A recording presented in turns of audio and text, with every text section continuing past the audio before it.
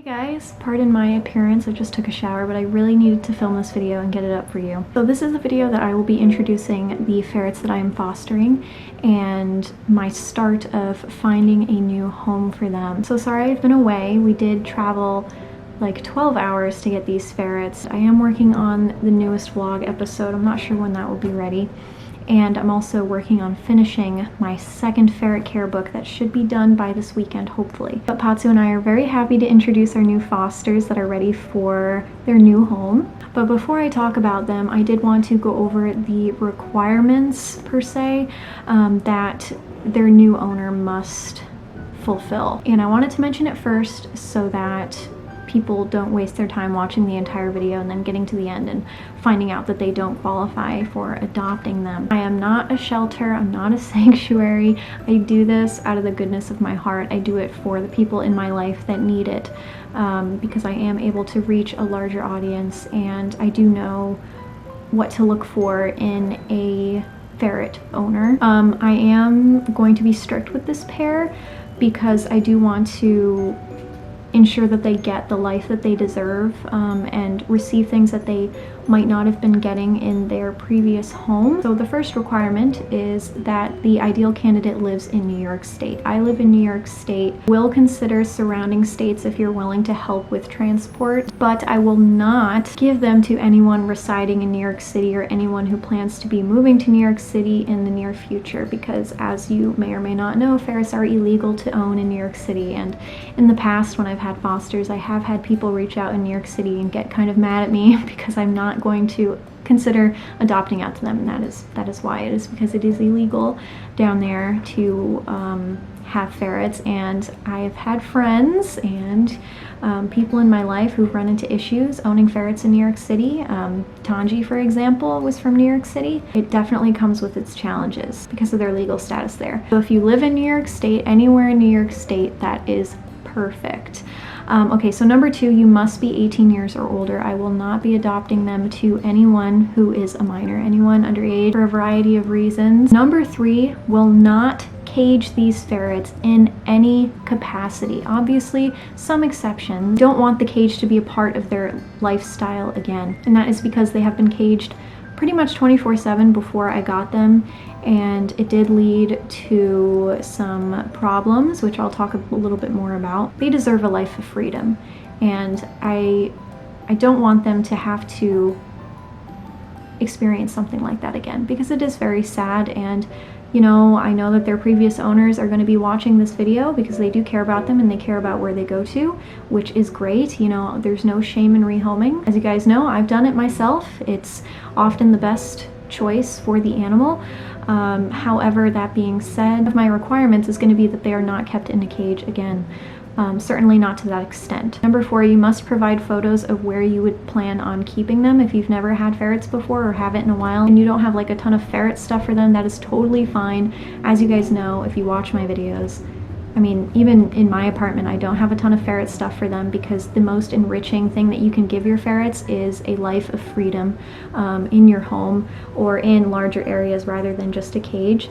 So that's totally fine. I mean, I will definitely be providing some toys and things that they like. You do not need to be a prior ferret owner as long as you have clearly done your research and you can prove that to me in our conversations together. Number 5, will continue to feed a raw diet. I have successfully transitioned them off of the kibble that they were on and onto raw grinds by My Pet Carnivore. You don't need to stick with that company, but it is my personal favorite, and I am more than happy to provide some of that food for you too, to help give you kind of a head start, and so that you're able to make your order with them or wherever you're going to be sourcing your raw from. I'm going to talk more about that in a little bit because I really do believe that these ferrets must be kept on raw, and there is a specific reason for that too.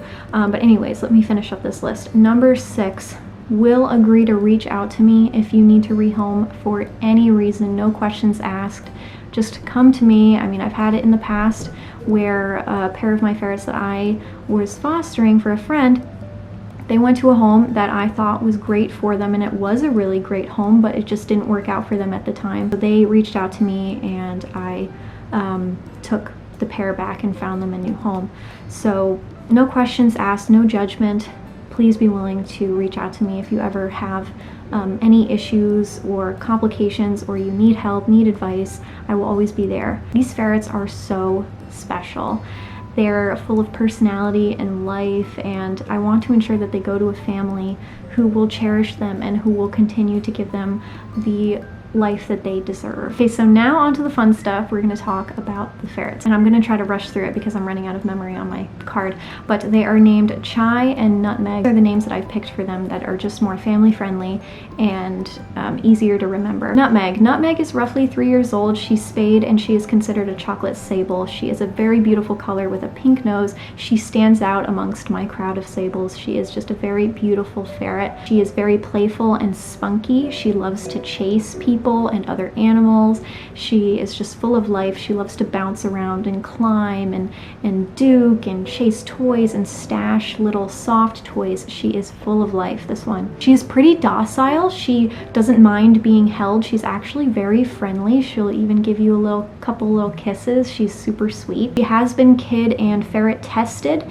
She might not do great around other ferrets who are super overbearing. She is very docile, so she will never be the one to start a fight, to start ruckus or anything like that. She's just there to enjoy the party, have fun, and be friends with everyone. She was a little underweight when she came to us, but that has been fixed. And she also came to us with a very pronounced rectal prolapse. The vet and I assume was due to the kibble that they were on, as well as not getting enough exercise. And I'm happy to say it is back to normal now. I've worked super hard at getting that back to normal and giving her medical care because it was affecting her. It was painful, it was uncomfortable for her, but I'm happy to say that that is all gone. She was also diagnosed with an ear mite infection, so she's been treated for that. She must be kept on good food and good exercise, or she may develop another prolapse. Let's talk a little bit about Chai. Now, Chai is roughly 2 years old. He's neutered and he is a dark-eyed white male. He is 100% deaf. I don't think he can hear whatsoever.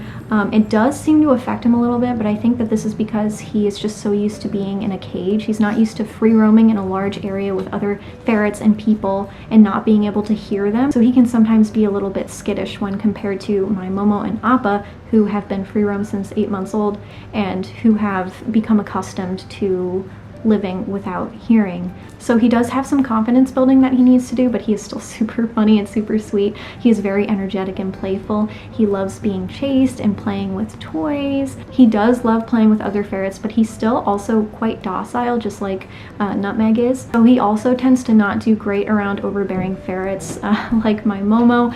My Momo is a little bit kind of territorial in a way. Like she's been kind of picking on them a little bit and they don't like that, especially him. He can be quite loud. He does not prefer to be handled a ton, but he will go along with it. It just needs a little bit more work in those areas. Might not have been handled a ton when he was a baby, so he's still quite new to that.